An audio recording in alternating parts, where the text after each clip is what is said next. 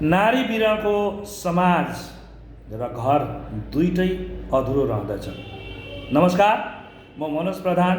आज international women's डेको उपलक्ष्यमा संसारभरि छरेर बसिरहनु भएका आमा दिदी बहिनीहरूलाई हार्दिक शुभकामना। यो दिवस कहिले र कहाँदेखि किन सुरु गरिएको हो भनेर जान्न चाहँदा यो दिवस 19 मार्च 1911 मा सुरु भएको हो।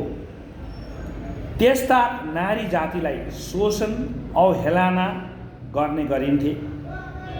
इक्वल राइट्स पाउँथेन, घरबाट बाहिर निक्लिन सक्थेन।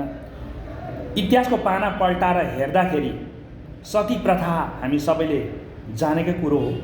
जब कुनै नारीको पति श्रीमान बित्दाखेरि उसले आफ्नो चितामा हाम फालेर आफ्नो प्राणको आहुति दिनु पर्दथे भने पछि आएर विधवाहरूले फेरि बिहा गर्न नपाउने यस्ता शोषणहरू नारीप्रति लगाइएको थियो।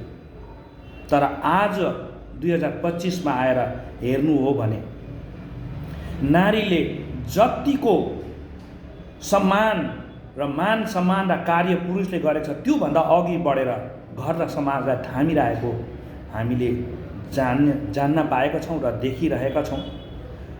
राजा राममोहन राय, लर्ड विलियम बेन्टिक जस्ता महान हस्तीहरूले ती सती प्रथालाई रोकेका थिए र उहाँहरूलाई पनि आजको दिनमा नमन गर्दै फेरि एकपल्ट संसारभरि छरेर बसिरहनु भएका हाम्रा नारी जसले यो संसारलाई सृष्टि गर्नुभएको छ उहाँहरूलाई कोटि कोटि प्रणाम। धेरै धेरै धन्यवाद।